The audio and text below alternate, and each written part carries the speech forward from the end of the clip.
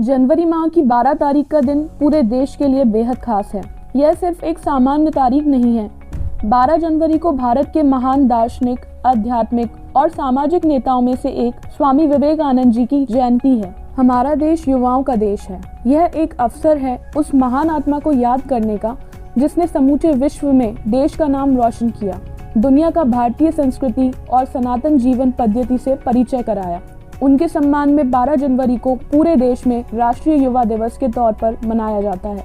नमस्कार दोस्तों, स्वागत है आपका चैनल A4U न्यूज में। आइए जानते हैं कब और कैसे हुई इस परंपरा की शुरुआत और क्या है राष्ट्रीय युवा दिवस का महत्व और इतिहास। 1863 में एक तेजस्वी बालक नरेंद्र नाथ दत्त का जन्म भारत के कोलकाता के एक कुलीन परिवार में हुआ था। वह बालक आगे चलकर भारतीय संस्कृति का ध्वजवाहक बना और स्वामी विवेकानंद के नाम से जाना गया। 1893 में स्वामी विवेकानंद ने अमेरिका के शिकागो में आयोजित विश्व धर्म संसद को संबोधित किया। इस दौरान उन्होंने अपने संक्षिप्त किंतु प्रभावी व्यक्तित्व में पश्चिमी दुनिया का भारतीय वेदांत दर्शन से परिचय कराया। उन्हें भारतीय संस्कृति और सनातन जीवन पद्धति से अवगत कराया। इस क्षण को ईस्ट मीट वेस्ट के तौर पर जाना जाता है।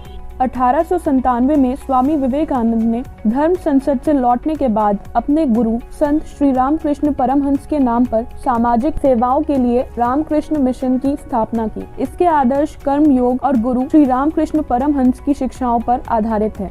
1902 में 4 फरवरी के दिन स्वामी विवेकानंद अपने कमरे में गए और ध्यान लगाकर बैठ गए। इसी ध्यान अवस्था में वह इस दुनिया से परलोक प्रस्थान कर गए। 1984 में भारत सरकार ने अपने महान आध्यात्मिक और दार्शनिक नेता का सम्मान करने और देश के युवाओं को उनके विचारों से प्रोत्साहित करने के लिए स्वामी विवेकानंद के जन्मदिन 12 जनवरी को राष्ट्रीय युवा दिवस के रूप में घोषित किया था। स्वामी विवेकानंद राष्ट्र निर्माण की प्रक्रिया में युवाओं के महत्व के बारे में बहुत मुखर थे।